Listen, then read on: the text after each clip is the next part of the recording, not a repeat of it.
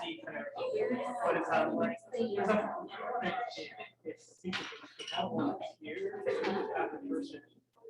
You know, kind of reiterate student like audience comments. We just well, you got the wrong chapter later, so that's good too. I'm not figuring out how to make that work. So that's something I need to create. And I've turned it a little bit, but also like, and this is now, so see that. Oh, yeah.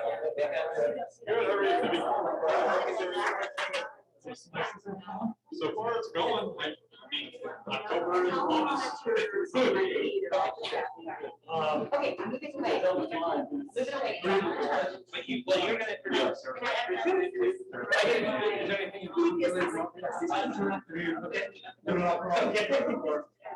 What? I'm sorry. I grew up in Northern Beach, so this is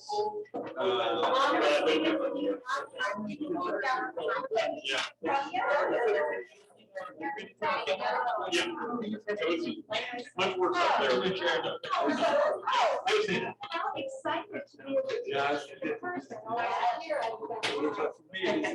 It's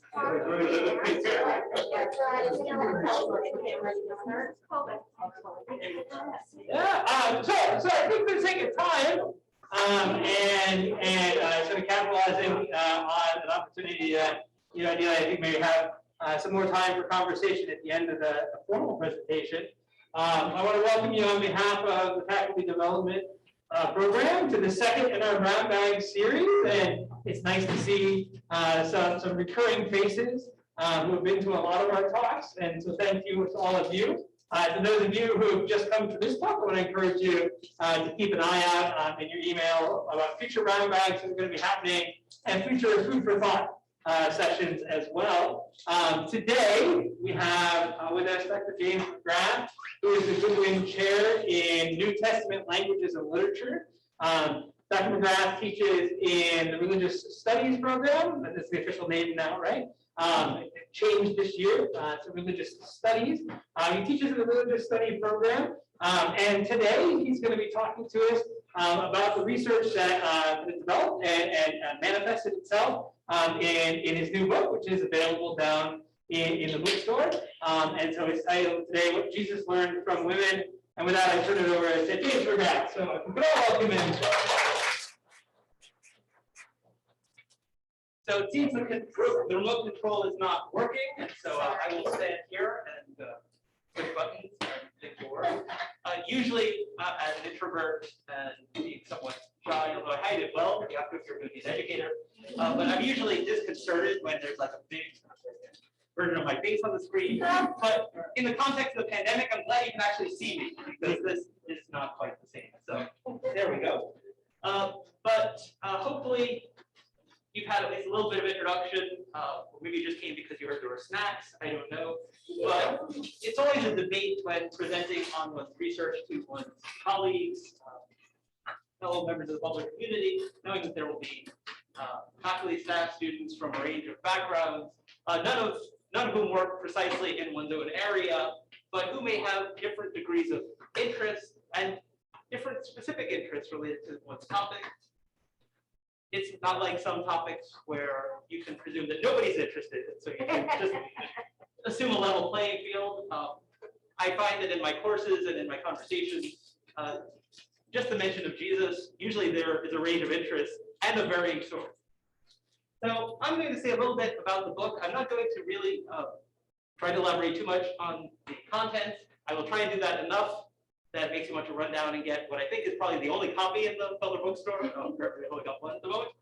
But I want to talk a bit about the journey that led to the book, some of my discoveries in the process, and also to invite you from the very beginning to decide by common accord or by individual assertion that you want the discussion time to be longer. And what I mean by that is, if what I'm talking about the book is not really what you came to hear and not what you're most interested in, then say, no, what I really want to know is this. And feel free to say that at any point except now, because I haven't really started it, but soon. So my scholarly work on religion covers a range of topics.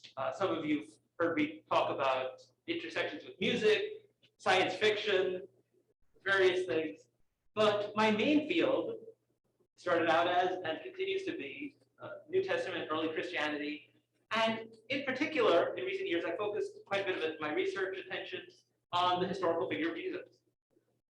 And it was coming out of that background, only trying to be flexible, but usually making connections with one's own field, that I had a conversation with a student here at Butler. And so the germ for this idea really does come back to Butler, at least as far as I can trace it.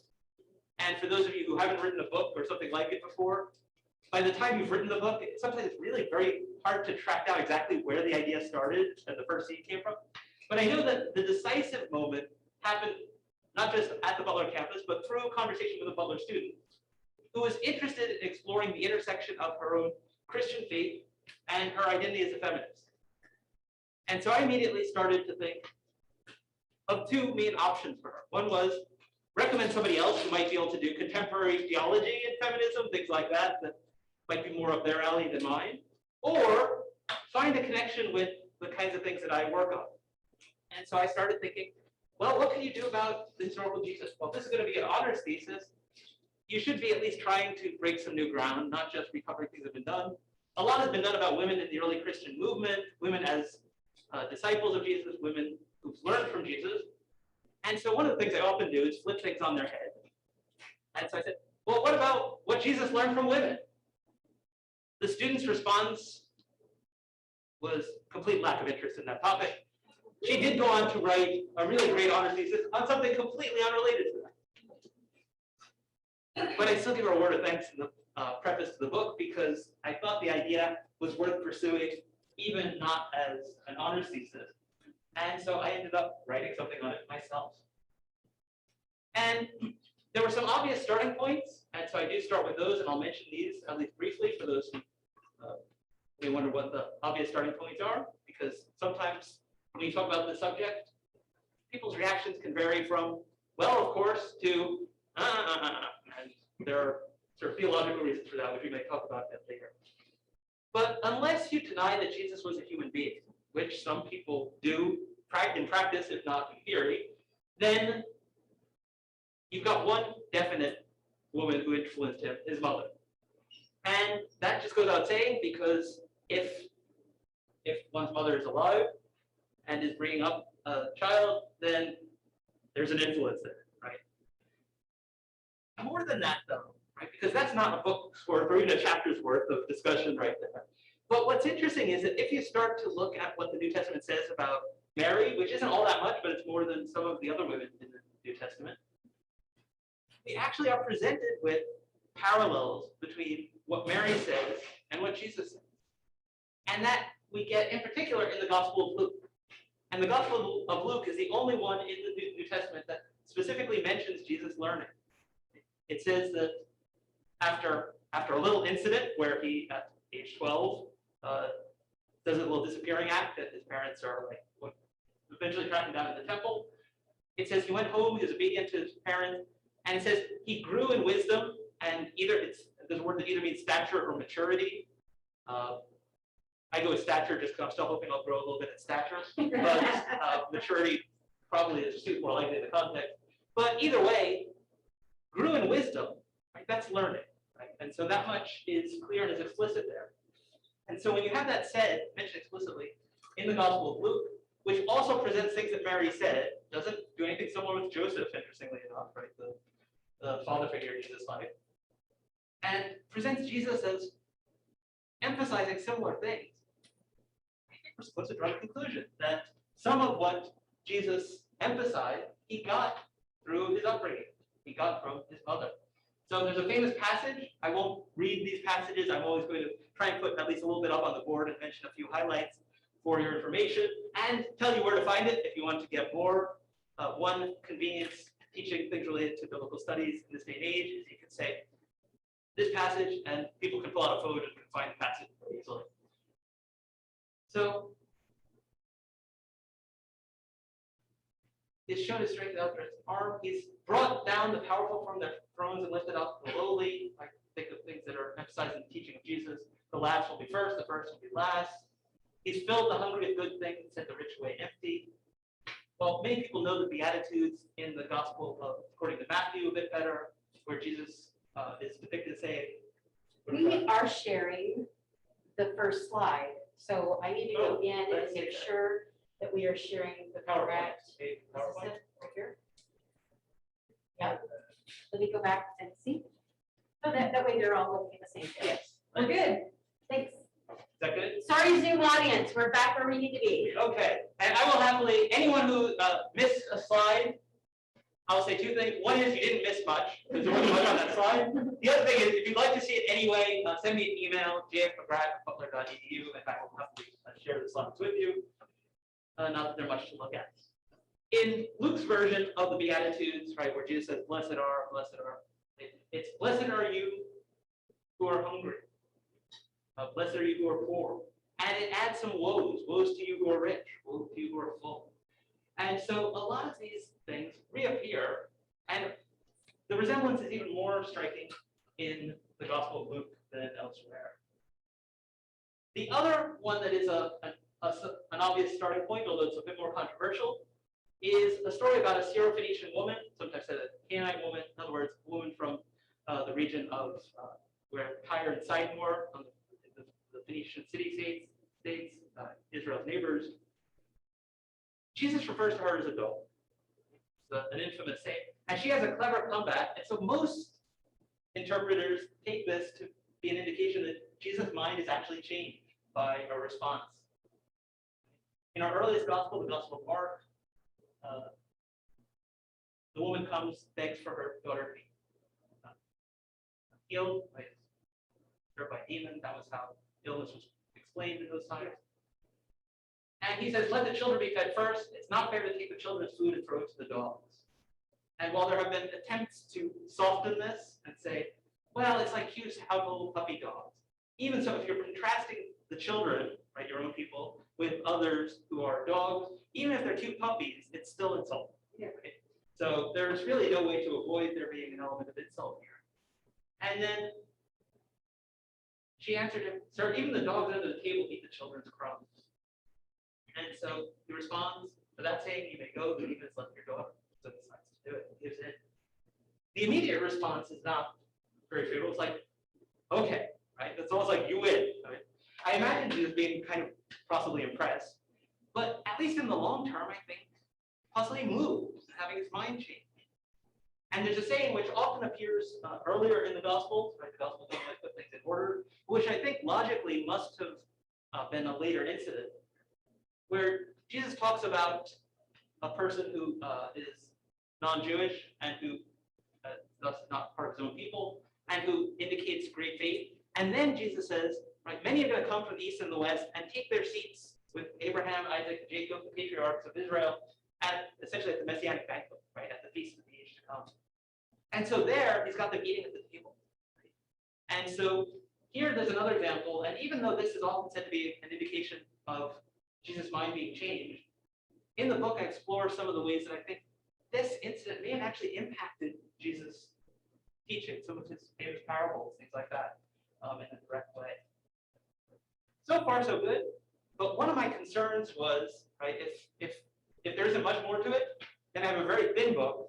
And if you publish a very thin book called something like What Jesus Learned from Women, then people are going to look at it, right? The male chauvinists are going to look at it and say, yeah, he didn't learn much. See, look at this. So this ended up being one of the longest books, the longest single author book that I've actually written. And so I was quite pleased just for the symbolic value of the size of that. I think there's a lot more to be said. So where do we go from there? Well, the next one I thought of was the story of the Samaritan woman. Many ancient women in texts, the New Testament is no exception, had the Syrophoenician woman, the Samaritan woman. We're going to have lots of unnamed women in these stories. This is fairly common in ancient patriarchal literature, and that presents a problem for the historian, and that's one of the reasons why I wrestled with not not whether to do this project, but how to do it. Right? Because if you stick only to the things that are explicitly said, the things that we can know with a very, very high degree of certainty, then you risk perpetuating the silencing of ancient women that's been perpetrated by ancient authors who didn't include their stories, didn't include their perspective. And so I soon decided that there needs to be some creative drawing of threads together, right? Based on what we know with a high degree of certainty, what we're explicitly told, and then what we know in general about the cultural context, about women in those times. So the Samaritan woman, right, has this discussion. She's often characterized as somehow guilty of something because we're told that she'd had several husbands. That presumes, again, a modern scenario in which women had the right to divorce and things of that sort, which was not the case in this ancient context. They kind of, the bizarre interpretation that a lot of male interpreters give to this story has her as kind of like the first century, and I want to say like Joan Collins, but that's for a certain age, and for the rest of you, you're like, who? But serial, she's a movie star in this time, and she's goes from husband to husband, and so that. But apparently she's also drawing her own water at the well, right? So it makes no sense when you actually look at it closely. But you get this in sermons, and you get this in a lot of places. What jumped out at me as I started thinking about Jesus learning from women having an impact on Jesus, is that the disciples come back from getting food in the town, and the gospel actually tells us that when the disciples returned, verse 27, they were surprised to find him talking with a woman, but no one asked, what do you want? Why are you talking with them? So later on in the activity of Jesus, he's talking to women all the time. Right? This has become part of his regular practice. At one point, it seems like it wasn't. Otherwise, there's no reason for them to be surprised. And so the first chapter that I actually drafted when I did the book proposal was this one. Because this was really where I tested out to see, is there more to be said than the two more obvious cases? And at this point, I will take a quick detour into the cover art. Because as I thought about the cover art, they basically, you're very lucky as an author if they actually let you choose your cover art and have some input on it. And so this particular publisher did say, if you have suggestions, we would love to receive them. And so I had come across already some very early depictions of this incident, Jesus and the Samaritan woman at the well, in which one thing is different from what you usually get. You may have seen portraits, lots of famous works of art, where Jesus is sitting, right? And in ancient times, the teacher would sit. Often he has his hand raised in some kind of, it's either blessing or teaching or but indicating some authority. And here they're standing, right? They're sort of on the same level. This one, he's not even taller than she is. Okay, so there you go. The well, whether that's what the well would look like at that time or slightly different. The catacomb paintings that came across, it's like there's some potential here. As you can see, they're also not in the greatest of shape, right? As it's often true of catacomb paintings. And whether it was because of that or because the Vatican owns the copyright and would charge more than the publisher was willing to pay for the rights to it, I don't know, but they said we can't use this. And so then I said, could I commission cover art? And while that was going to involve some investment of my own funds, I was like, let me at least see this. And I knew a local artist here in Indianapolis, Macy Dickerson, and so contacted her and said, what do you think? I was delighted that she actually reacted to the same story. I didn't tell her the full story, but she sort of responded to the art and me mentioning it on social media, responded to this chapter about the Samaritan woman in particular, and so sent me a quick sketch. And her quick sketch, a rough sketch, looked like this. And I was already like, oh yeah, this could work. And then what she came up with, of course, some of you may have seen, and actually, it's like, I got to order a print of this, right? So it's there. But I remember when I saw the cover art with the endorsements and the title of the book on there and everything, I think this was the most emotional I'd ever been seeing one of my books. And so I keep telling people, right, this only applies for this book, but please judge this book by its cover. I don't know that I'll ever be able to say that again about any other book. but was very, very pleased with what happened. And actually ordered a big print, which is currently in my office, but I'm hoping to get them put in like the Clues lobby or something. Highlight this artist's work. And then one other, particularly that came about next, right? There's the story of Mary and Bethany, sisters Mary and Martha. I don't know how many of you know this story from the Gospels, but there's a famous story in which she sits at Jesus' feet, and then her sister Martha objects because her sister Martha is doing the things that women were expected to in that time, taking care of hospitality and housework and things like that. And in the story, right, as it's told, right, she says, "Lord, don't you care that my sister has left me to do the work by myself? How to help me?" And he says, "Mary has chosen what is better, and it will not be taken away from her." He doesn't say, "Martha, you know my teaching, you should be sitting down too," something like that. He says, "Mary has chosen." Right? So we get the sense that here too, however much there may have been something in Jesus' outlook, his attitude, his teaching, that made Mary feel like she could do that and get away with it or be accepted or affirmed in doing it.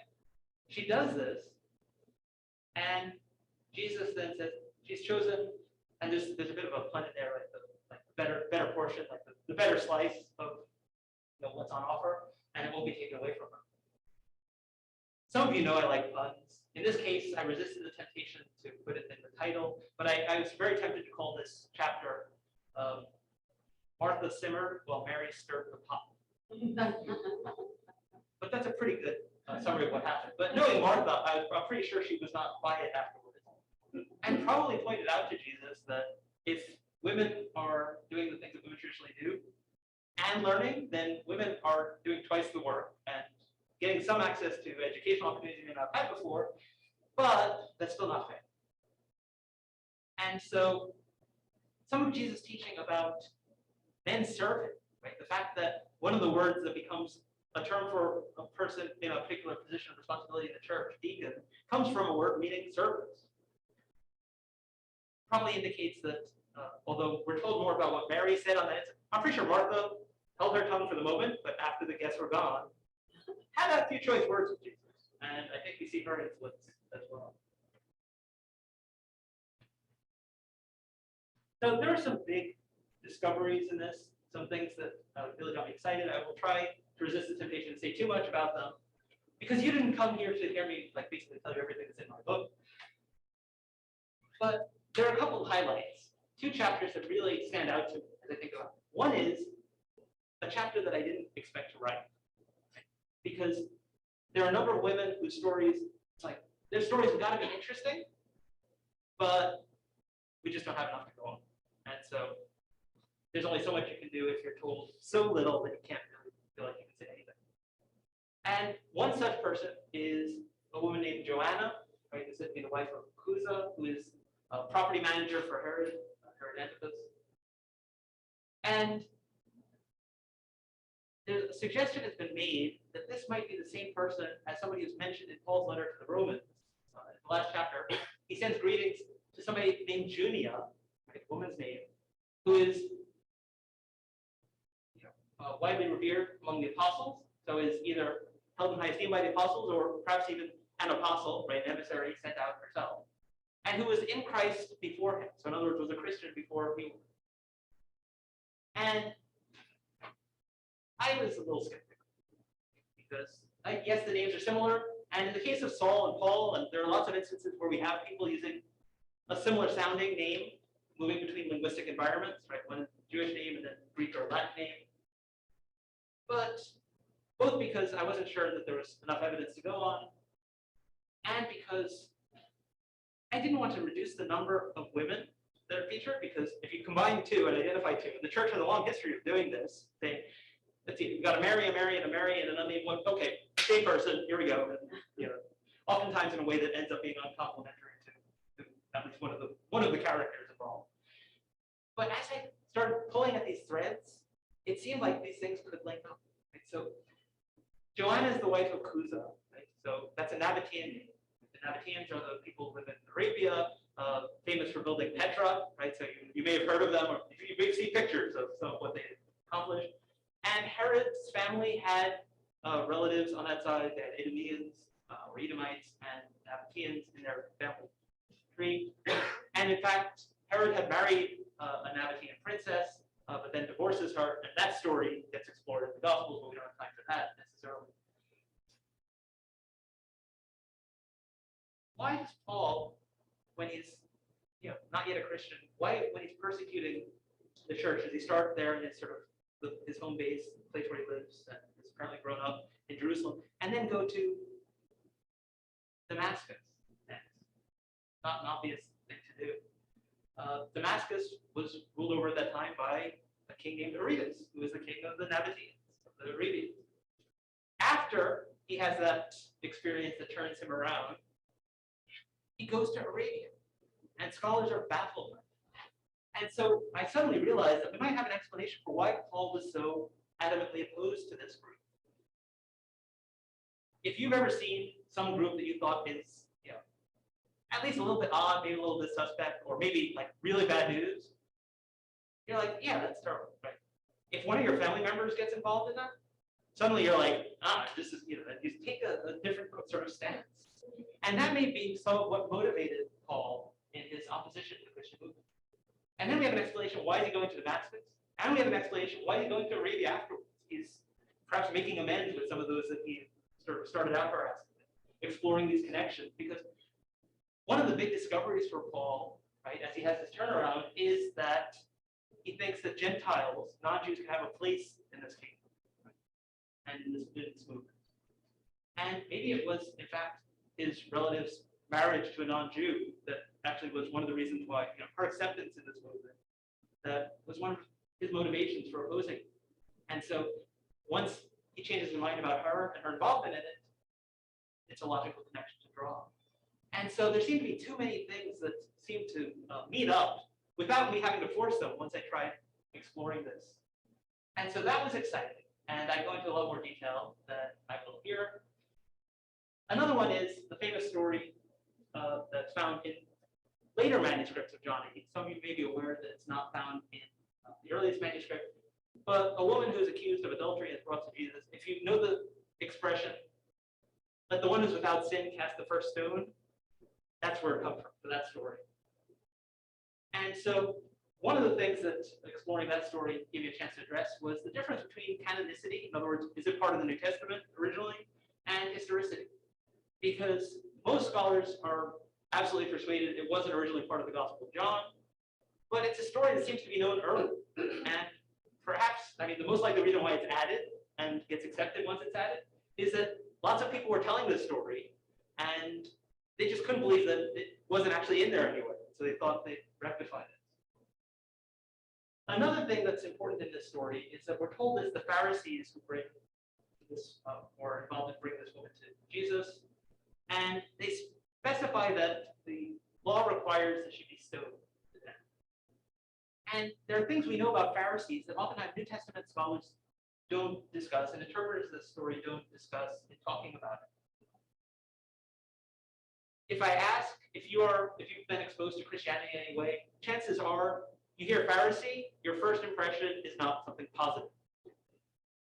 And yet, one of the things that they're famous for, right, Josephus, the rabbinic tradition which emerges out of the Pharisaic movement, indicated much, is that they were famous for avoiding the death penalty whenever possible. Right? So if there's any loophole, then that loophole was put there by God, and so we're supposed to use it in order to get people. And so if they're bringing a woman who's in danger of the death penalty to Jesus and saying that the law says she needs to be stoned, what do you say? They're probably looking for a loophole. They're probably looking to see his skill as interpreter. Can he find a basis for getting her off?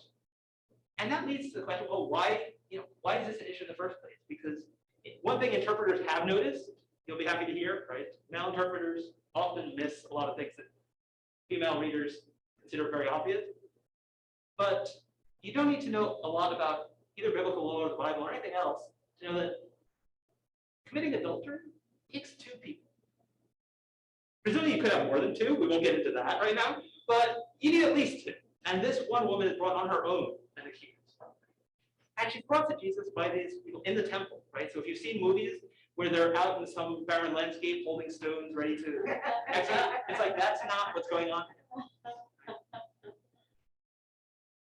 And so that's when I started thinking about the most puzzling and perplexing aspect of the story. Right?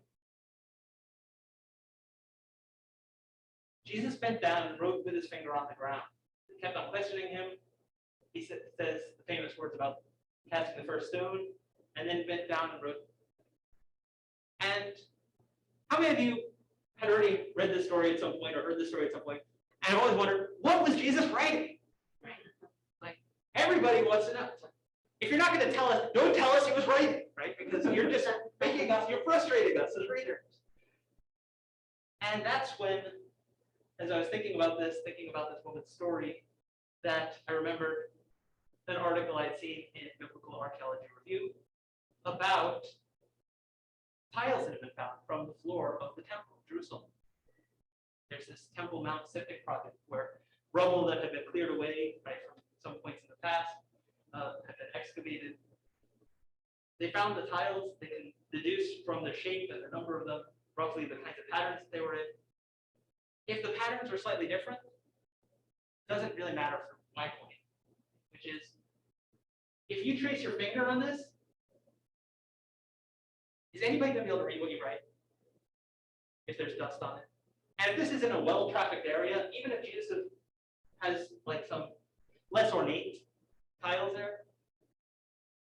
there are footprints, there are all kinds of, this is not going to be a way of communicating something in writing.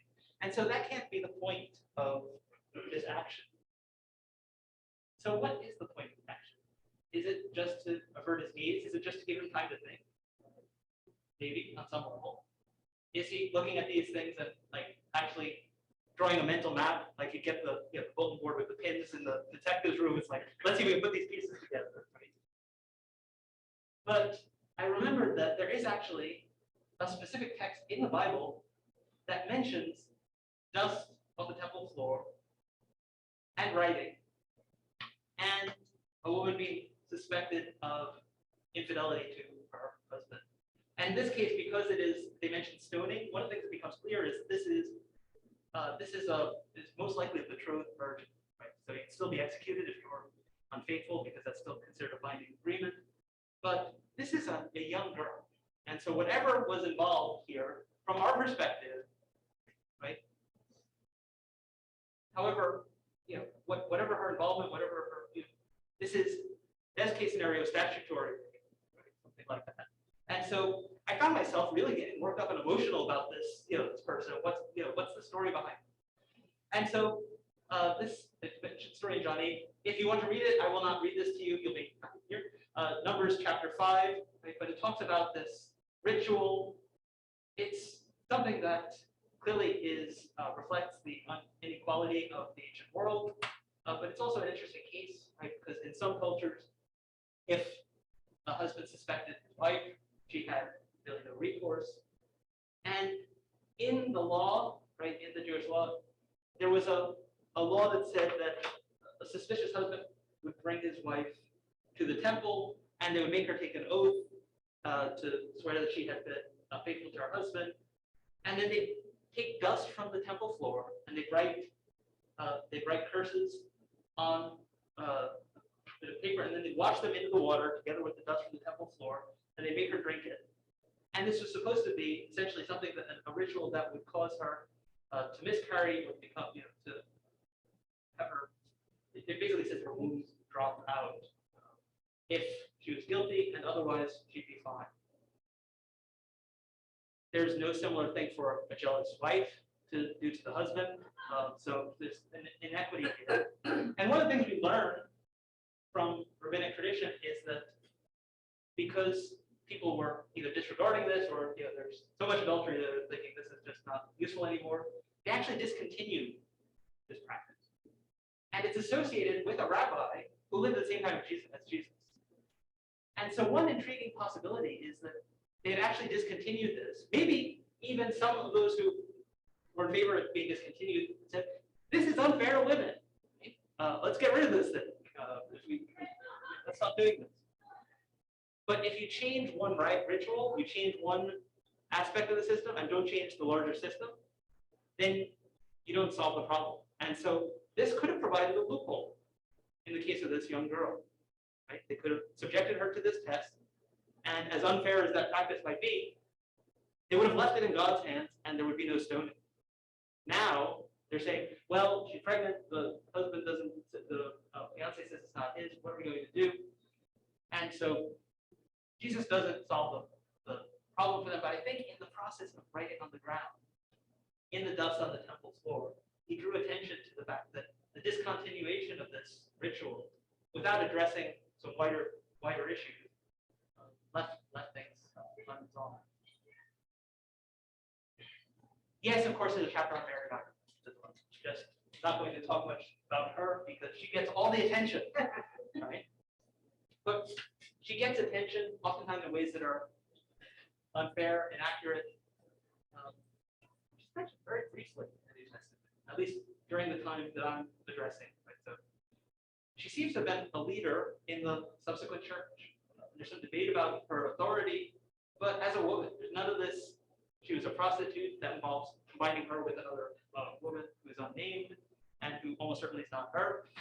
In case you're wondering, not the wife of Jesus either, as far as we can tell, is probably an older woman like Joanna who supported Jesus in his movement. So some key takeaways, and then I'll leave some time for questions. One of the things that became clear, and I worked really hard to try to address in my bibliography, is that time and again I would find there were insights into these stories in articles and books written by women about women in early Christianity. And time and again, if you look at things that male scholars have written on the subject, those insights were ignored. And so I remember our former, I don't know if it was our former provost, Kate Morris, or who was, but somebody talking about actually putting faces of the people in your bibliography on the screen to sort of get a sense of, oh, look, it's all white men. Hey, there's maybe a problem here. We see that in scholarship. But one of the things that became clear in approaching Jesus through this lens is that it's not just our understanding of ancient women or modern women that is impoverished if feminist questions are neglected, if insights of women involved in scholarship are neglected. Right? Our understanding of Jesus is impoverished. Also makes clear that, as we often emphasize in scholarship, there's no view from nowhere. It's not as though there's feminist historical scholarship, and then there's just plain historical scholarship, which is unbiased and is just doing its. When you're not asking about the women, you're not asking about their stories, part of the picture is missing. Even if your main interest is in the male characters who get most of the attention in these ancient works. And thinking about the influence of women on Jesus, that may give us some important signposts in the development of this thinking. And so I'm already thinking, as I'm way too prone to, about what might my next book project be? Where might I take this? Where might I go from here? In an interview I did about the book, somebody asked me, so what's next? Would Jesus learn from men? And actually, having worked on a particular set of religious texts that focus a lot of attention on John the Baptist, who many would say was Jesus' mentor, and is a man. I said, well, actually, now you mention it, yeah, that probably is where I'm going next. But I'm already thinking about a possible book after that might be able to do something that historical Jesus scholars have not really felt able to do. Sometimes that's because of piety, right? Like Jesus viewed as a divine figure, shouldn't be talking about what Jesus thought. Like, what would Jesus do? That's okay, but what would Jesus think? How did Jesus think? How did his thinking develop? Those seem way too human questions for some people. But even those who are not concerned with that recognize that the Gospels don't give us an orderly account. Oftentimes the orders are different. And so tracing developments in his thinking may not be feasible even if you're asking, if I'm right about some of these conclusions in this book, then there might be some signposts along the way that could help with that broader picture. So I'm already thinking about possibly a follow-up book. I call it something like The Mind of Christ or something like that. Seems like a phrase that has some links to it. But let me stop there because I think we have, well, before people start having to run, we have maybe 10 minutes. and until we really have to get out of here because other people are banging down the door, maybe only slightly longer than that. So let me end on that note and see if there are any questions that you might want to talk about. Yeah, Carol. For the purpose of those Zoom audience, if you could just speak up or repeat the question. Okay. That might help. Just shout, everyone, and then we'll shouldn't be a problem. So, well, I'm a Lat, Church of Christ, non-instrumentalist, quite Lat, but, I always thought, okay, the biblical authors, they were rhetorical choices about what stories to include. So you have to ask why they would have those stories. That's my first question. Did they have a political motive in emphasizing or sort of emphasizing these women? I mean, we don't really know, do we? We don't know. So it's all about interpretation. It's interpreting what they said or decide to say about what Christ did and said. The next question that I have is about translation. And I grew up with the King James. And so now I want to go back and see how those stories are expressed. And whether from one translation to another, there's political motives there, depending on the culture. So, this makes me very curious, definitely. And that's the main thing I hope for. Anything else you get out of this, okay. But curiosity and wanting to explore this further is the biggest takeaway that I would have hoped for.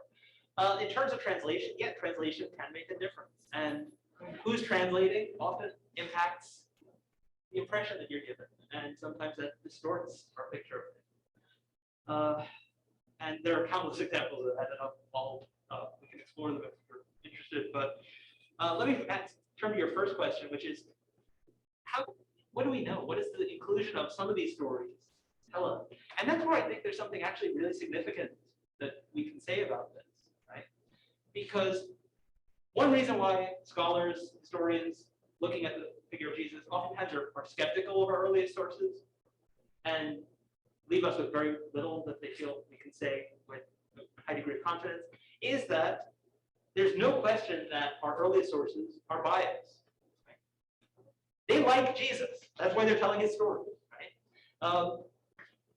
We're all biased, and because I focus a lot of attention on information literacy skills in my courses, I tell students, you're not looking for unbiased sources, right? You're looking for sources that don't let the bias distort everything they say too much. And you're looking for sources where you can tell what the bias is and maybe consult something else that has a different bias so that you check it and things like that. We see some more positive mentions of women some of the time in some early Christian sources than were typical. But one thing that I think was really helpful in this that was an important point to make is that oftentimes Christians will elevate Jesus at the expense of Judaism, the expense of his context. And so we'll say, Jesus, the feminist versus patriarchal Judaism. And one good thing about taking this approach was that it made it fairly straightforward to resist that and to say, if Jesus is a Jewish man listening to Jewish women and gleaning insight from this, then doing anything anti-Jewish with this is problematic. He's certainly living in a patriarchal context, but, well, to a large extent, so are we, except maybe not in exactly the same way. But that was typical of ancient Mediterranean culture in general. That's nothing specific to Judaism. The fact that when you start looking for this kind of thing, stories that would fit this pattern, you find them, but they're not emphasized, right? So Luke does maybe say a little bit about learning from Mary, but is not telling a follow-up conversation with Martha, is not emphasizing Mary's initiative other than telling it in that story.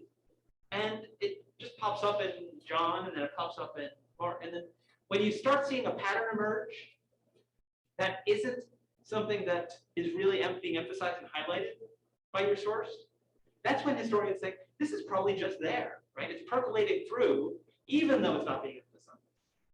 And so that's one reason why I think that there's something here that actually does get us back to history. And I think it helps illustrate how we can get away from a sort of atomistic approach that scholars used to take, where it's like, let's see if we can get one little saying, and maybe this word Jesus said, right? And it doesn't give you, first of all, it doesn't give you a lot to work with, and second of all, when you've got little snippets, it's like those tiles, right? You can arrange them in all kinds of different patterns, and you get a multiplicity of different portraits. I think here we see kind of ripples, right? And we see the impact of them across early Christian literature, even when they're not emphasizing. And so I think we've got something here that probably is historical.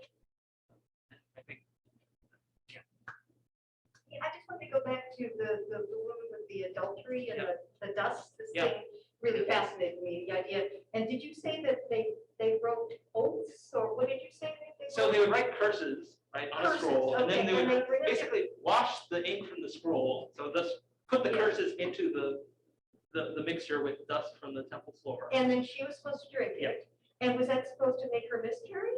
It would cause her, so it says it would cause her womb sort of to be expelled, it was like to drop out. Because, I mean, that's, so- I mean, the idea that if someone was unfaithful and a pregnancy Yeah. resulted from Right. that, Yeah. then if they would want to make sure that that pregnancy was gone Right. before a Yeah. person could then go forward with the marriage.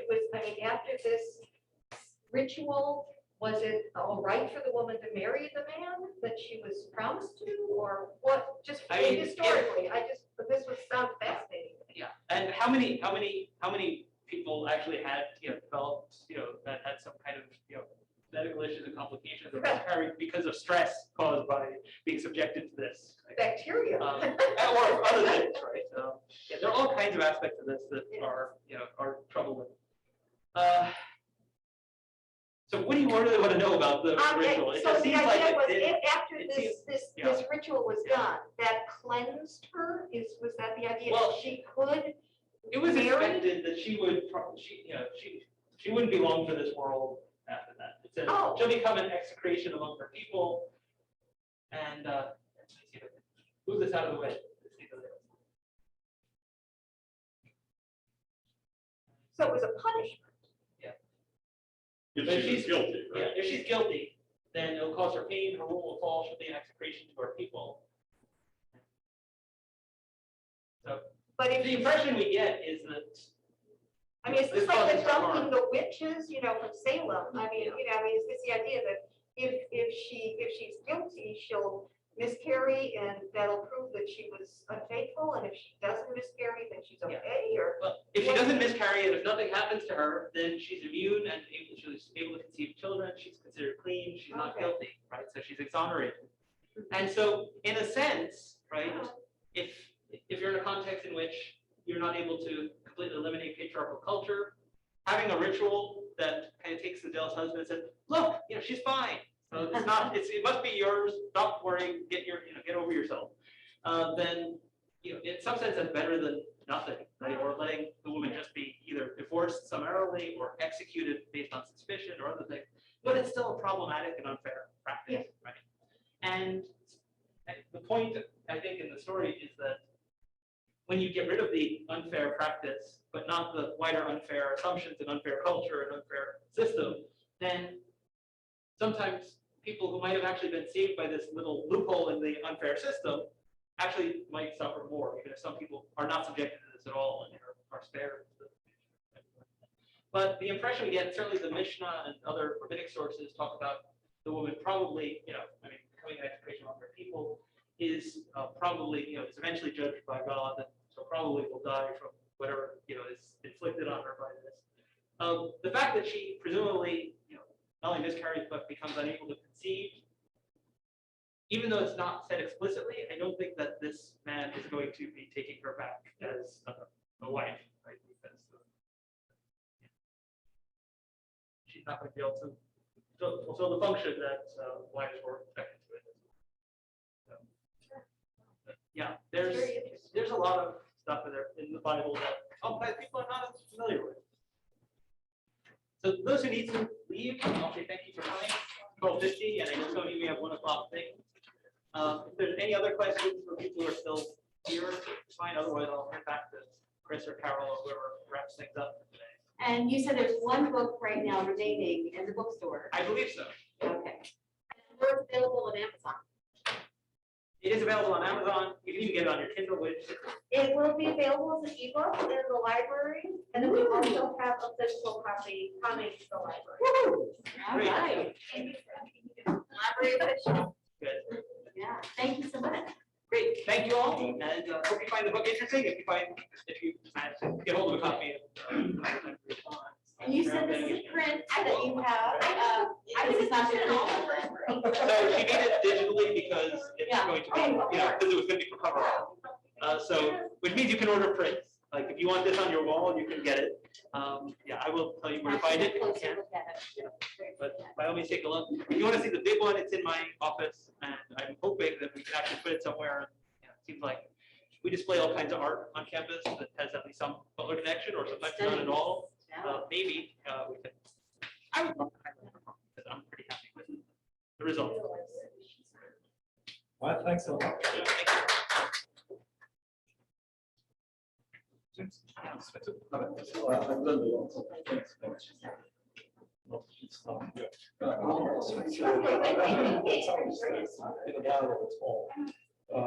But I'm, obviously, I got